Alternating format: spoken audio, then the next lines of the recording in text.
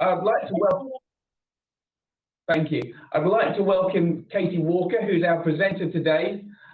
She's worked for Yorkshire Water, for United Utilities. She's done some absolutely fantastic work, and the company have done fantastic work looking at transmission mains, or trunk mains, as sometimes they're called, or upstream mains. So we're really grateful to have Katy with us today, kind of sharing her insights.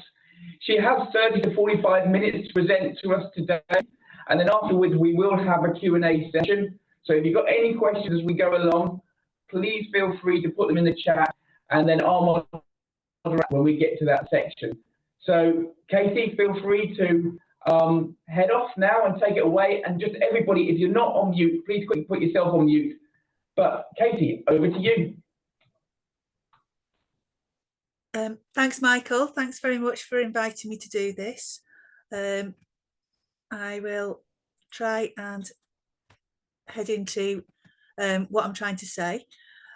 So I've tried to pack quite a lot in, not really 100% on exactly what anybody's wanting to know, but I'm going to do a quick overview of what our upstream network looks like, just really so then we can talk through data processes, detection processes, a bit about the upstream journey that we've been on.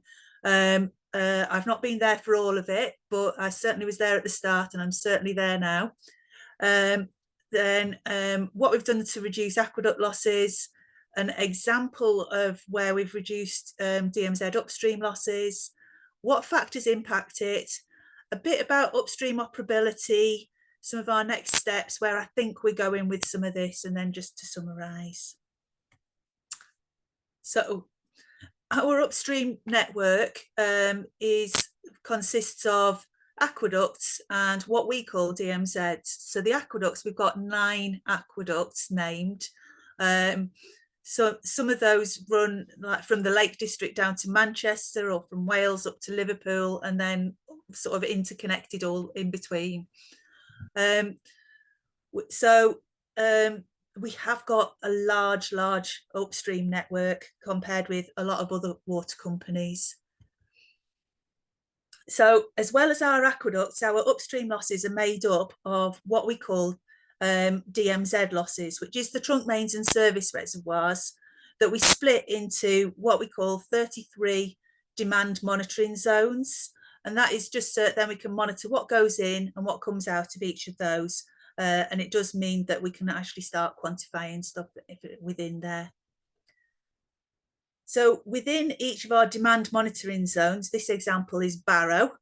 You can see that we create tiles. So this is from a distribution input meter, which is as it comes out of the contact tank. And then this brown colour, oh, got me in the way. Right, I'll remove me. That's not helped. Stick me somewhere else.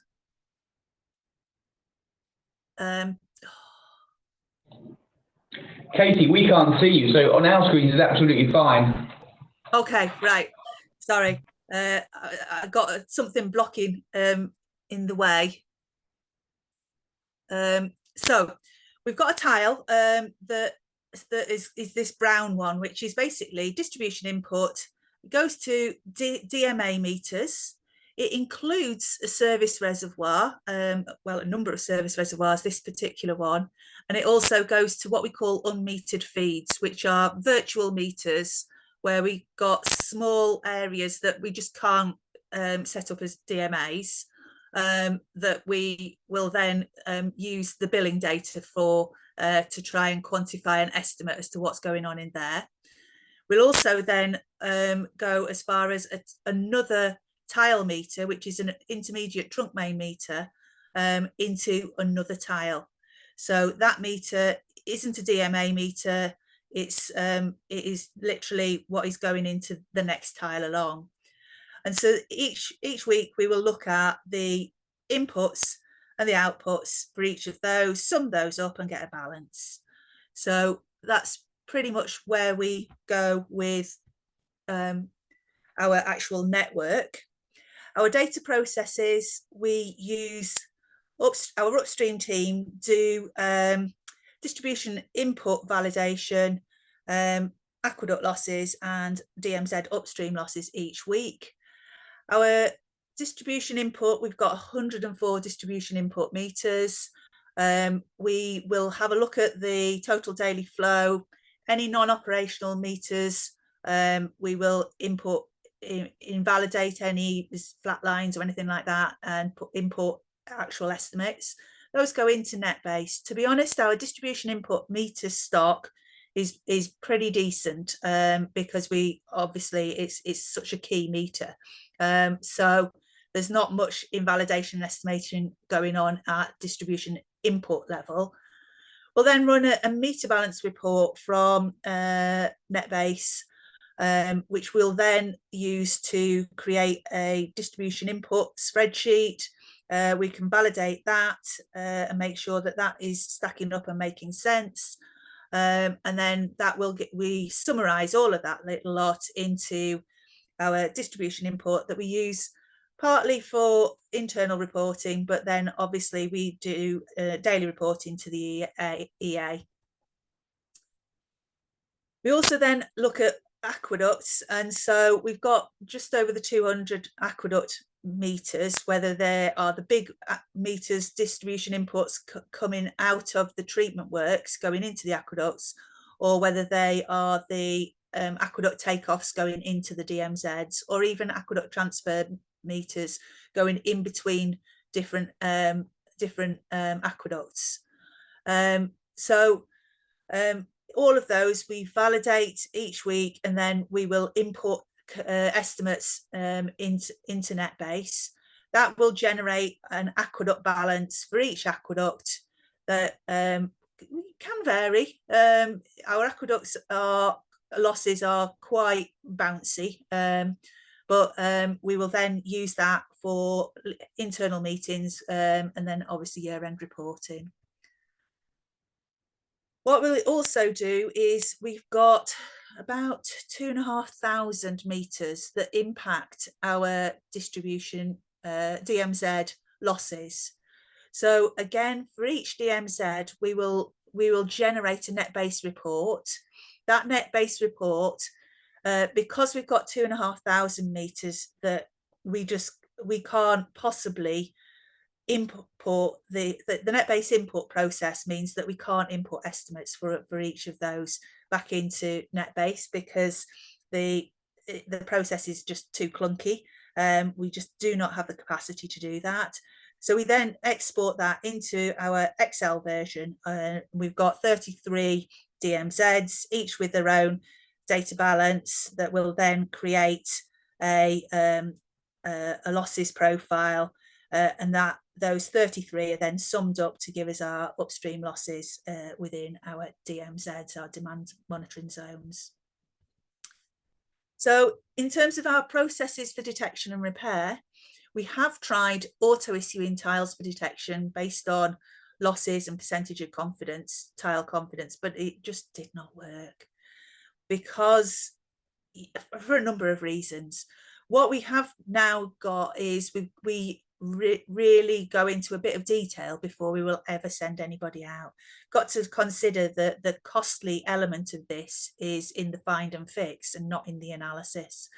So the better the analysis it can be, the less wasted effort we've got in terms of find and fix. So we will have a good look at it. We will discuss it with the local teams.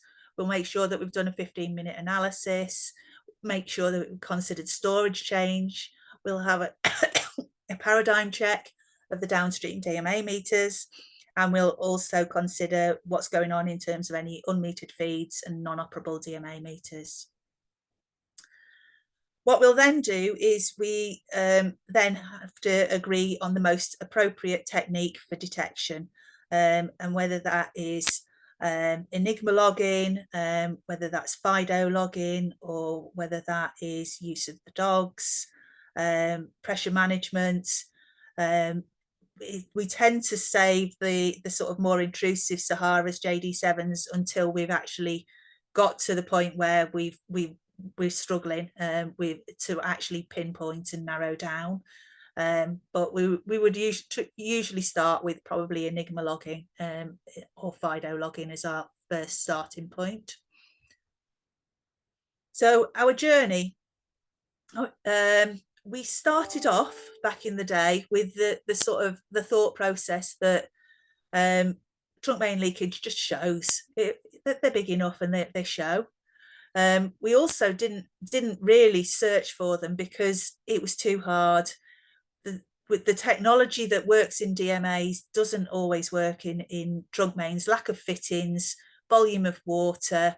We really struggled with a lot of that.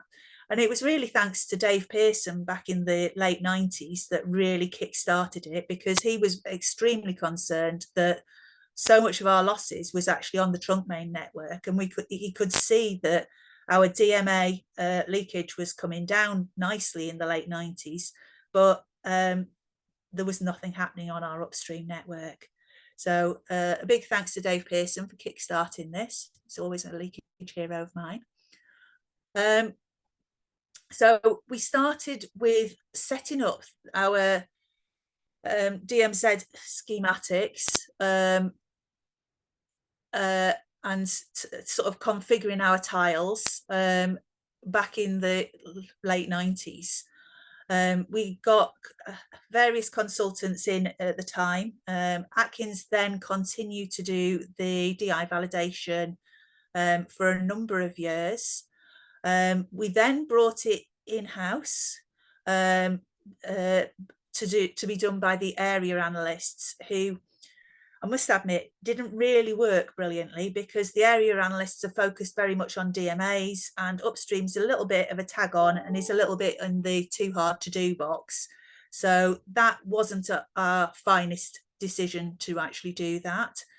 We then set up a new UU upstream team, and that sort of got things kick-started again. We introduced NetBase, and then we had a couple of years of really trying to get the new NetBase format actually sorted before we actually were able to convince us and the auditor that we were actually better off using tile balances for reg reporting. So we had done a lot of years of tile balances before we actually moved to it for reg reporting. And now we've got the tile balances carried out by the UU upstream team in-house using NetBase, but using NetBase as a sort of the tool to generate the reports. So in terms of reducing aqueduct losses, we've got sort of three real factors that have driven our reduction in aqueduct losses over the years. The first is that we had some absolutely genuine major investments in particularly the Haweswater Aqueduct, the one from the lakes to Manchester. So 75 miles of quite big stuff. But also we've slip-lined quite a few of the other aqueducts. And so that major investment programme that was all driven by resilience has had quite a significant impact. Difficult to quantify, but still is likely to have repaired genuine leaks. Data improvements definitely helped because we've now got most of the data coming in from either our telemetry system or from loggers, and we can validate that in NetBase on a week in, week out basis. So anything that's changing, we can pick up on that relatively straightforward. And the other element is a genuine reduction in the sort of management and control of our aqueduct system, in that it's now done by a regional team. And I think if you look at what has happened historically, if you think that when we send water from the Lake District, it takes 24 hours before it lands in Manchester.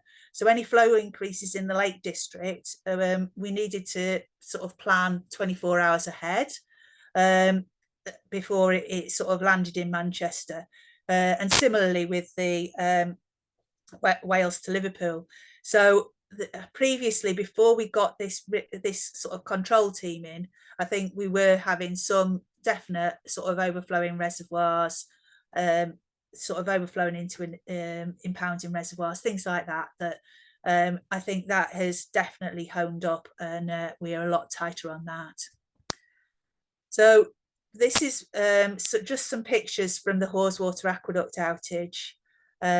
It was quite a significant piece of work. It's no wonder that we have seen a genuine a drop in aqueduct losses based on that. So then having a look at the trunk main and service reservoir losses, DMZ losses, we had quite a significant balance, nearly 10 megs running in Burnley. We struggled to narrow it down, and so then by installation of a couple of bidirectional probes, we could then get 15-minute balances across each of the 3 tiles sort of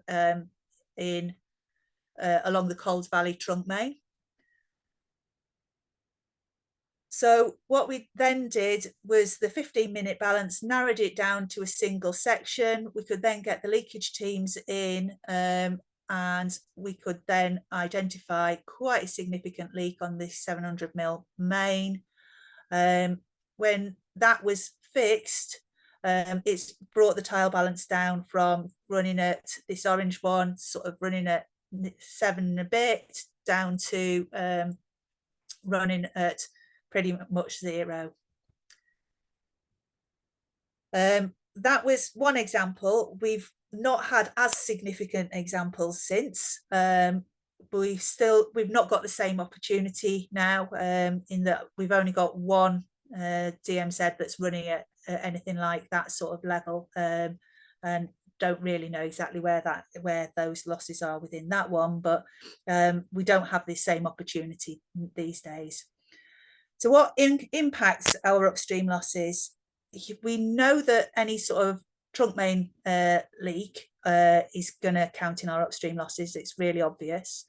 What's not quite so obvious is that any small diameter main within an unmetered feed will count as upstream losses.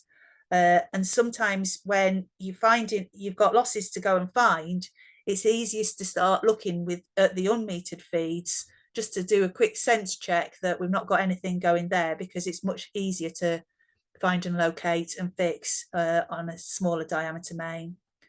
Also, where a DMA meter or logger's not working, it will count as upstream losses because we carry the previous week's good data in the tile balance. So that can count as get mistakenly assumed to be upstream losses. There are other factors that actually impact it, and you can see that where we've not got brilliant DMA meter operability, then things like the hot weather increase, we could see that in upstream losses, and it shouldn't appear in upstream losses. It should appear in DMA, if anything, in terms of the actual increase in demand. Where we got really stung badly was we were partway through a logger replacement program in the December 2022 freeze thaw, and there what we saw was that with only half of our loggers working, not only did we not know where to go for trying to tackle the DMA leakage, it then sort of double counted in upstream leakage because we were using previous week's estimates. So we had to try and do something to try and tackle that. The other thing that can impact upstream losses is storage change. And that's because our service reservoirs are included in our tile balances. So any large swings in upstream losses is a cause for concern sort of on a week in, week out basis, because we're obviously trying to understand total leakage. So what we have done in recent weeks is we've now incorporated the storage change into the DMZ spreadsheets.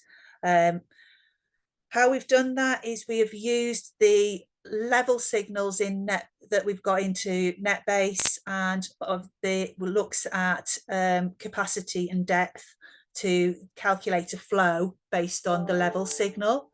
What that does is it will mean that it won't impact our year-end figures, and it won't impact losses overall, because storage change will increase and decrease throughout the year, but will be net neutral.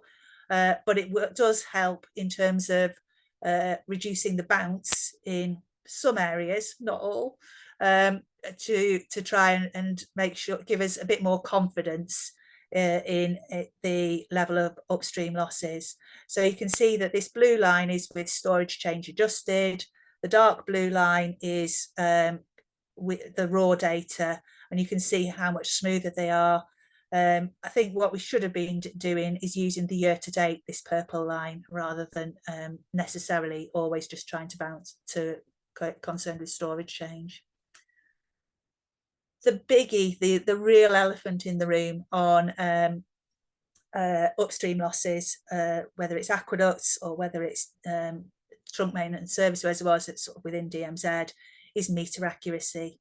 When you look at the fact that our aqueduct losses are typically about 1.5% of the input, and the DMZ's typically about 1.7, that means that when we've got a meter accuracy, which is, again, I'm saying typically,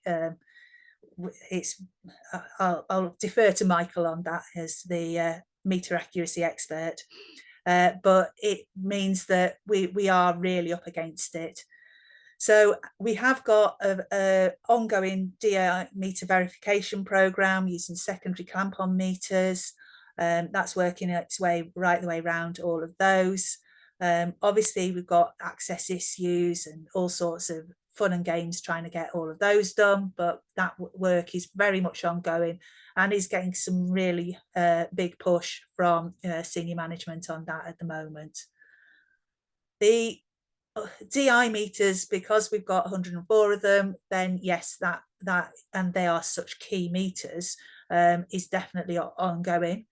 The verification and calibration of the other upstream meters, less so, in the all that, I suppose, getting accuracy of those gets water sort of accounted for in the right place, but it doesn't make an overall change. So that's very much done on an as required basis, which I think I've got a higher requirement than is genuinely believed by the business. So we're working on that one, work in progress. And we have now got quite a big program for upstream meter replacement for the high priority upstream meters. So there is light at the end of the tunnel to try and get quite a lot of our non-working upstream meters replaced. Some of that with FlexSims, some of that with probes. So not necessarily doing a massively super accurate let's get a full bore fully calibrated meter in, but let's actually get something that's going to give us some sort of data confidence rather than making up an estimate. So upstream operability. Yes, aqueduct operability, I've tried moving rather than just looking at the how many out of the 104 meters, sorry, 200 and something meters have we actually got data for, to look at it purely on a volume basis for aqueduct meters, because some of our tiny unmetered feeds that come off an aqueduct that literally do about 3 farms, the fact that's an estimate based on billing, is not really a concern. It's more the fact that where I've got some of the larger aqueduct meters that vary quite significantly, and how to get the sense out of those. That's why I've started working on a volume basis rather than just a pure percentage on basis for that. For DMZs, when we first moved to DMZ balances from BABE, we had to demonstrate that we got a high degree of confidence in our DMZ balances. And what we've got there is that dark blue line shows the level of confidence that we've got for the number of meters going into the DMZ upstream network, and the number of meters that are going out of the upstream DMZ network, which are mainly DMA meters, and it's the percentage of those that we've got working. And that confidence usually runs at sort of 90+%. We struggled a bit with the logger replacement program, but we're back on track with that, and that does usually run pretty much 90%. However, a lot of the issues that we've got are with our trunk main meters, which are in between tiles. And when you look at some of those, then we actually don't know where to target our upstream detection because of issues with our intermediate meters between tiles. So I've now generated a new operability measure, which we call our tile operability, which is this purple one, which is saying every tile is valid, is operable, if it's got less than 1 megalitre a day of estimation on the tile inlets and outlets.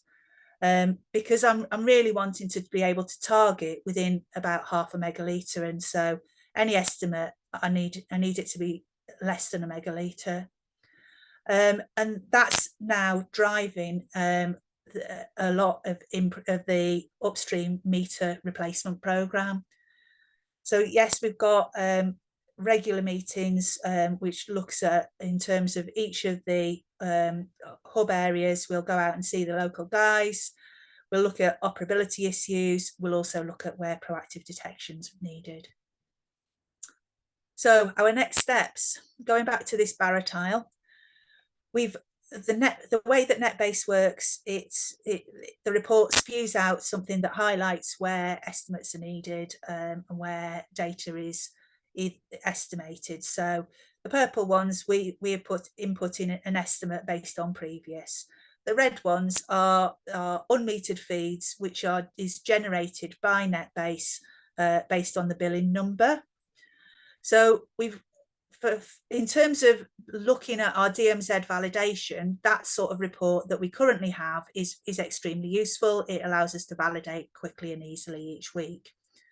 What I would like to do is get towards a more looking at the data to actually sort of say what's going on and what. So we can actually see the increases, the decreases. We can tell that this week is the Lake District bank holiday weekend, in that all of the DMA meters are all much higher than they usually are. What you can also see is that the distribution input meter wasn't as high as it at its highest. It kind of made up for it the following week, which indicates that we've got a storage change thing going on. So I'm wanting to try and get to, let's move from highlighting the estimates to let's look at the data itself and what that's actually telling us.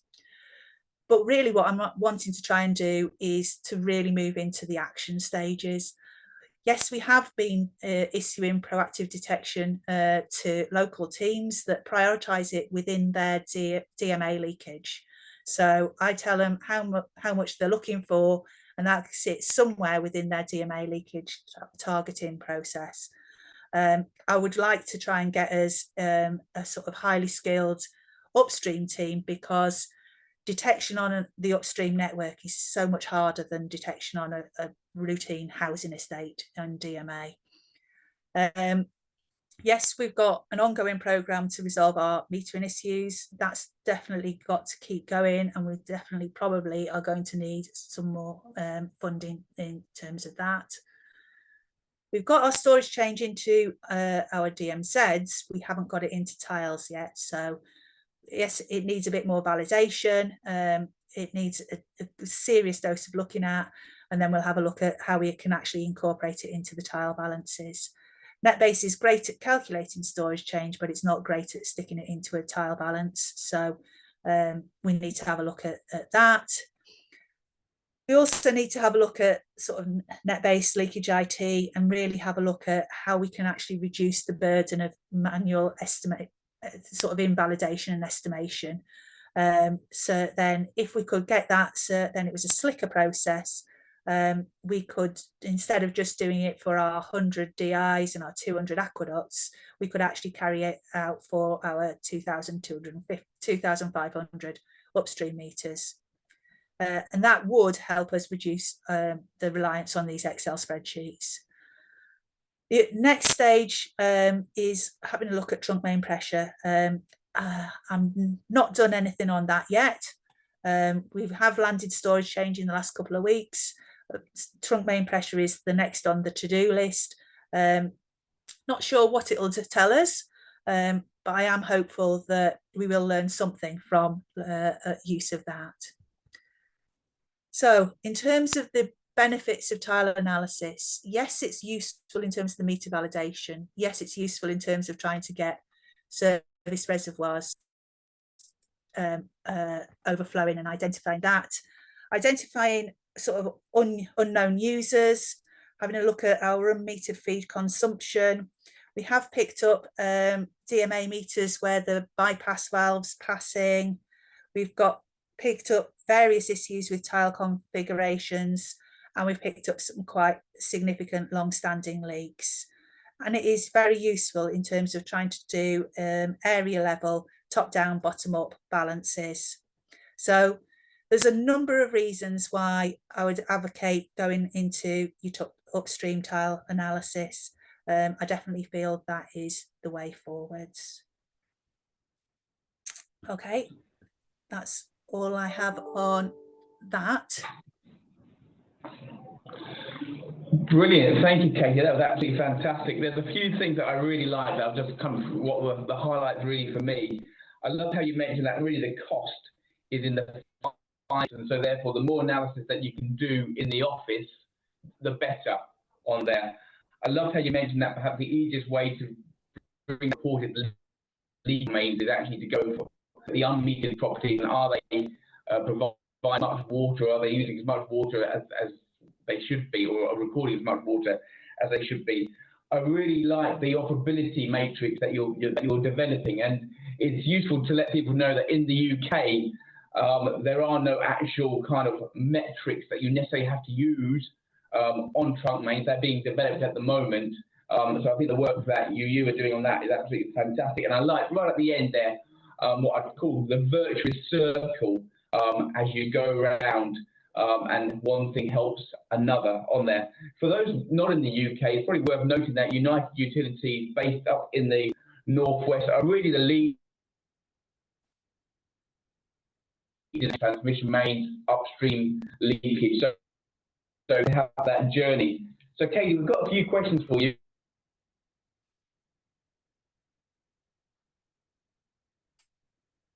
You mentioned that, don't worry. So the first couple are from Lars. So I think Lars is based in Denmark. He says, do you have experience with acoustic noise modifying the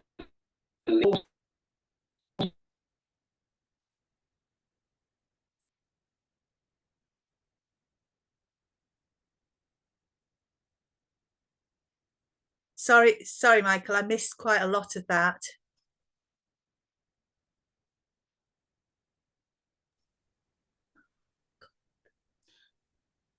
Can't hear. Michael, your microphone keeps cutting out there every once in a while. It's quite hard to understand.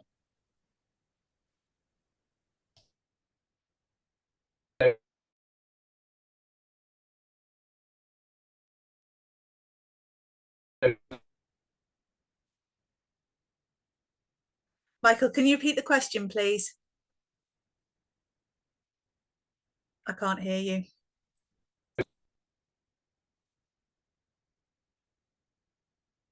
Katie, can you see the chat? Because the questions are written in the chat. Right, okay. We're all struggling with your sound, Michael.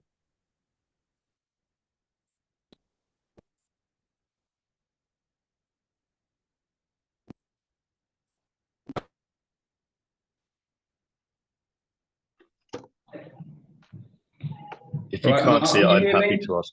Yeah, Right. got you now. We've got you now. Okay. Sorry. Okay. All right. Was it me that lost the sound there? Was it I that disappeared? I think it was you that disappeared. Okay. Fantastic. Sorry, Mark, go on, ask your question.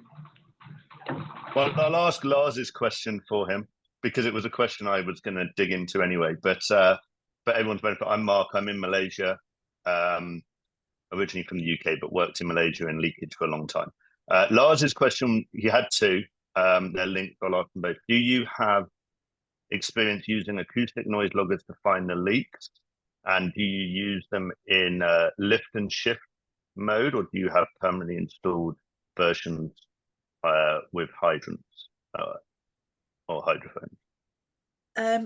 Yes, based on sort of where we're up to with our trunk mains, we've not put anything permanent on our trunk mains in terms of acoustics, really because actually trying to find upstream leakage, it's not, doesn't occur as frequently as it occurs in DMAs. So whereas we will blitz a DMA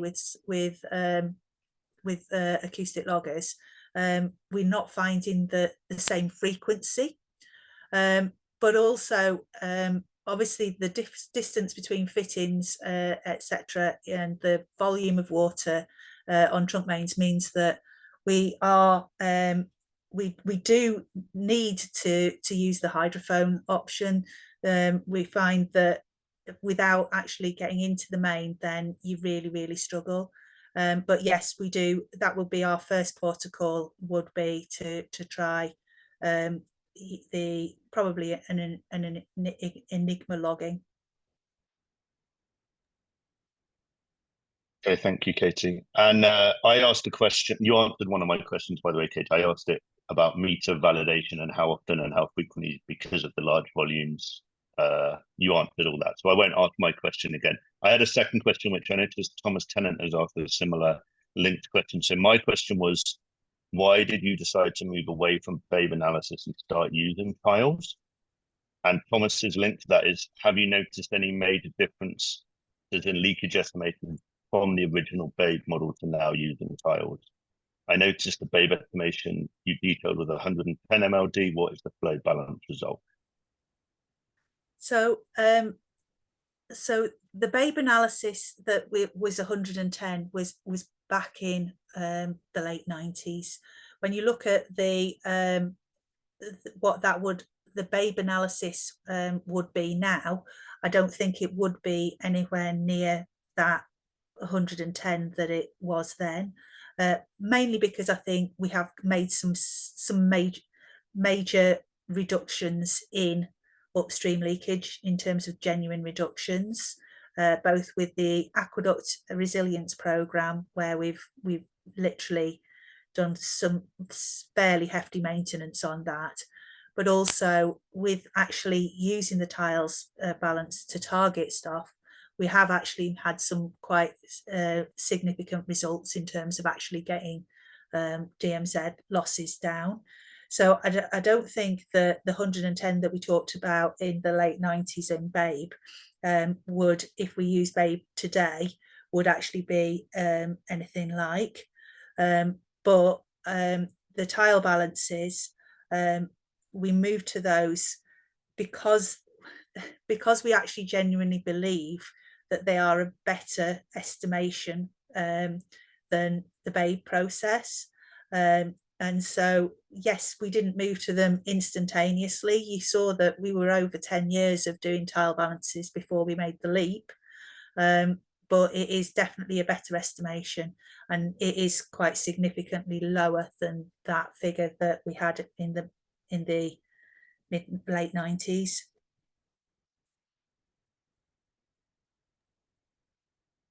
Great, thanks, Katie, for that. Does anyone else have any more questions in the chat? I see you, Mikkel's still struggling with his sound, so I'm happy to step in and help him, assuming my sound's all stable. But does anyone else have any more questions? Give a few more minutes while we wait to see if there's any more questions. We have a question come in. Thank you, Ken Cartwright. So Ken's question is, do you think the use of Babe or other estimation models and restricted investment in upstream leakage and innovation with large diameter leak detection? That doesn't actually answer the question. Let me read that again and ask the question for Right, again. I'm going to read that as, do you think the use of Babe or other estimation methods has restricted investment in upstream leakage and innovation with large diameter leakage detection? Yes. If I read it like that, then yes, I think it probably has. I think with the Babe calculation, we are probably kidding ourselves in terms of what is genuine upstream leakage, and we're certainly not helping ourselves find it and fix it, which is really what needs the investment and the innovation, is to really help us find and fix. And the whole Babe sort of scenario is set up for regular reporting rather than for helping find and fix. And I think if we'd moved to tile balances as an industry earlier, we would now be very much looking more and more at the how on earth do we find and fix. I think I agree with you completely, Katie. And I've worked in upstream leakage here in Asia for quite a long time, and there have been results where people have just gone and surveyed entire trunk main networks for leakage and had great results. But as a general rule, upstream leakage has been ignored with a focus on DMAs and downstream. And I think to be able to target that is where these tiles could really come in, because you can't just go everywhere. And it's the same concept as with a DMZ. So I personally think that there's been more of a focus in the Asian experience that I have on downstream, and because it's difficult to find leaks upstream, people have kind of ignored it. But there's huge volumes to go after upstream, which you've shown, Katie. We've had a few more questions come in while I was waffling, so I know you can see them, Katie, but I'll read them out for everyone's benefit. Around metering, it's more of a statement from Graham rather than a question, but using a range of meters to acquire confidence in data is good, because it's not always possible to have high precision magmeters. I guess, do you have anything to add to that, Katie, about how you got as confident as possible with your flows? I think for me, and I'm wanting a high precision magmeter on my distribution input meters, because they fundamentally influence our total leakage reporting. You know, I'm a bit of a stickler. I want a high precision magmeter that I can verify, and that's with proper secondary verification and not just electronic calibration for that. For distribution input meters, absolutely. But for we've got so many other meters that we use in the upstream network that we're using those to try and narrow down where those losses are. And so for that, just getting meters in is really useful. And I know that DMA meters we've historically used so that then we're looking at a trend as much as actually an actual figure. And so just by getting any working meters sort of within our upstream network is really, really useful. So then we can start seeing trends as well, because that's where we can then start tackling breakout and we can start being proactive. Whereas if we literally have nothing to work off, then hanging out for a very, very expensive high quality magmeter, we can't even do that. So yeah, I would always go for a cheap and cheerful on something like that. I think having some information is always better than no information to make decisions. So the cost is too high that you can't get any information by going for the all singing, all dancing solution, then, like you say, cheap and cheerful is better than nothing. Are there any large diameter meter types that you try to stay away from with your experience gains? That's the follow-on question.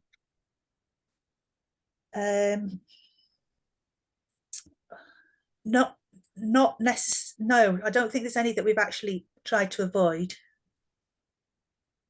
Okay. We have had issues with probes, safety issues that we do have to deploy with a sort of strut within the chamber because of that. But no, I don't think there's anything that we're actively avoiding. Okay.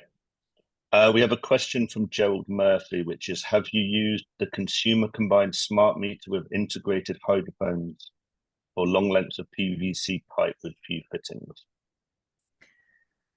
When you look at our trunk main network, there's not a lot of PVC.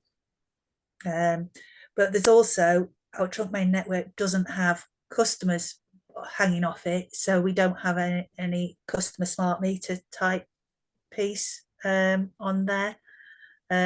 So basic answer is no, we haven't. Okay. We still have a little bit more time. If anyone else has any more questions, please do put them into the chat. These are some great questions here for Katy. And I will keep moderating this in Michaela's absence. So we do have a question. Are you looking to monitor pressure transient as part of the future pressure monitoring strategy? That's from Vernon. Nice question, Vernon. Yes, I think we haven't really tackled pressure on trunk mains whatsoever.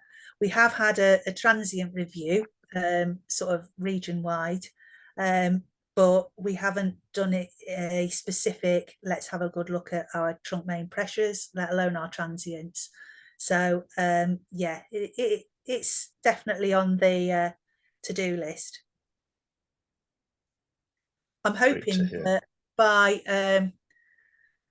by trying to have a good look at the pressures within the network, then we can use what logging that we've got upstream of pressure reducing valves to really sort of try and home in on that. And I'm hoping that logging should identify any transient activity, sort of, if we can have a good look at the logging data on some of that. I'll add a question to that one then. Do you know the frequency at which you're sampling and logging on those? Are they 1 hertz or sub-second sampling, or is it? You don't have that? So we have had a pressure transient review where we literally we deployed I don't know what level, to be honest. I wasn't involved personally, but we did do sort of all of any hotspots that we could identify to try and actually put in place things like pump controls and soft closing and things like that. What we haven't done is we haven't done that specifically on trunk mains. So I would like to start working on the whole understanding of pressure on trunk mains, and I'm hoping that there at the moment we can use both channels in terms of the 15-minute and the faster logging channels within the logging suite. Okay. Great, thanks, Katy. So we've had a couple more questions. I'm going to skip one because it's slightly off topic, but I will get to it before the end of this. I'm going to keep with the two that are on topic, just to confirm that you use hydrophone-based correlators to pinpoint a leak after first getting a hint of a leak via your data analysis. Is that how you pinpoint them, or do you have other ways to pinpoint? That's basically it, yeah. So we once the data's saying I've got genuine losses on this tile, we will then obviously check out unmetered feeds, check out non-operable DMAs, but then we will do either an Enigma survey, trunk main correlator, anything like that, just to try and get that correlation survey sorted with that, to try and pinpoint that way. Okay, great. Thanks, Katie. And then we have two linked questions. I'm going to say one from Tim, and then there's a second one just coming from Sandeep, which I believe are somewhat linked. So Tim said he doesn't remember whether untethered in-pipe survey tools like SmartBall were used. Do you use anything like that? We haven't used SmartBall. We have used Sahara, and we have used JD7, but we haven't used SmartBall. Is there any reason for that? Just you haven't tried it, or? We are a little bit concerned about capturing the thing at the far end. Okay. And then linked to this is, have you done anything about the structural condition of the pipe using, the question is internal assessment tools, but I'll broaden it to, have you done any condition assessment on the structural condition of the pipe? Or is it just focused on leakage? So yes, we have done structural surveys on pipe condition, but we're not great at linking that in with leakage, to be honest. So I'm not sure how we would link it in with leakage, but we haven't quite got that link sort of working internally brilliantly. Okay. A very good question has come in from Ken Cartwright, another one from Ken, which is, if money was no option, what monitoring or leak detection technology would you push for to have installed across your entire upstream network? I would have working meters that were accurate. I would love to get to be able to run tile balances on even a 7-day rolling basis, without all the manual invalidations and estimates that we've got going on at the moment. If we could get that, so then we could actually see that on a rolling 7-day basis, it would be absolutely massive. But we are, it takes us most of a week to validate what's happened last week. And when we have validated, yes, we will see some increases and decreases. We are not necessarily jumping on any increase that occurred last week in the same way as we would for DMA, because it is highly likely that it will have decreased again the following week. It's really got to be a trend that is coming over a number of weeks before we will jump on it. And I just feel that we are quite slow in terms of being able to jump on those. Obviously, with babe analysis, you would never be able to jump on anything. But I do think that if we had more working meters that we had confidence in, we could get to the point where we were actually jumping on things quite fast. And that would be my ideal. I would like to get to the point where we're never going to prevent every burst going pop, but I'd like to be able to prevent some, because I think some you will see a slow outbreak building up before it actually goes pop, and I would love to be able to get to those. That's my aim. That's your dream and your wish. Well, hopefully with the innovations that we've got from lots of people I'm sure in the call, as technologies are improving and costs come down, and we get so much more power from our devices these days and battery life. Hopefully your dream will become a reality sooner than later, and it will be a cost-effective approach. We've got about 4 minutes. I'm going to jump back to the question I skipped from Lars. It's because it was the reason I skipped it was because he asked a question like inside DMA zones, and this webinar is focused more upstream. But do you use noise loggers, and are they installed permanently on valves and fire hydrants, or are you, I guess, moving through the network? So do you have permanently installed noise loggers, correlating noise loggers inside your DMAs? Is what this question is. We have both. We've got quite a big permanent fleet that is installed permanently on valves and hydrants in high breakout DMAs. And we also use a lift and shift sort of fleet that we use for the DMAs that we that are sort of next on the list for detection, as in they're not on they're in the areas where our detection teams aren't quite going to get to them, so that middle range of leakage. So we do use a lift and shift fleet for that. Okay, thank you. I think we're out of questions. We're pretty much up on the hour as well. Oh no, there was one last question come in. So Adrian has got a question in that I'm going to ask before we disappear. We do have 3 minutes. Do you have fiber optic cable near any of the trunk mains? Because distributed acoustic sensing using fiber could be used for leak detection on these if they're close enough to the pipe. Would you know if you have fiber optic cables? Is that something you've looked at? It's not something I've looked at, and I don't know if I've got any fiber optic anywhere near.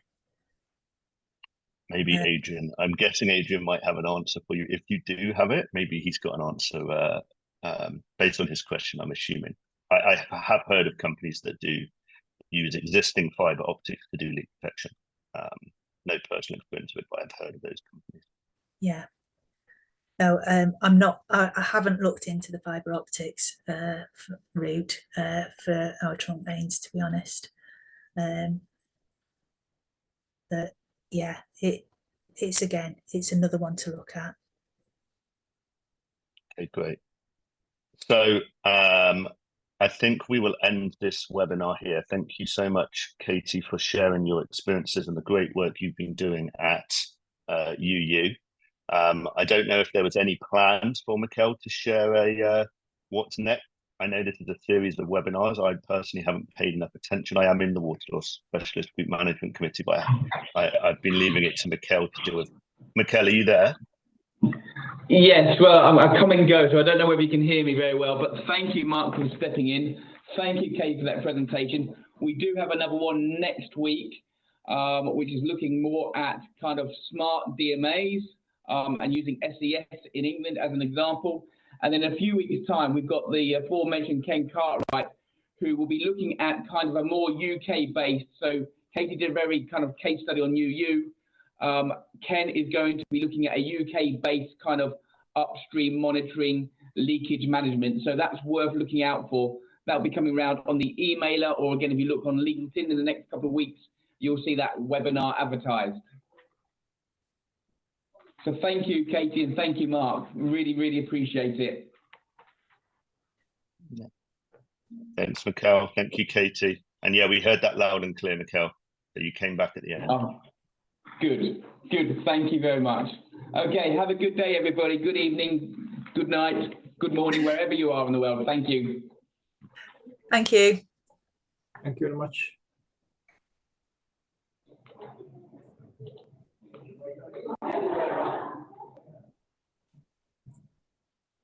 Yeah.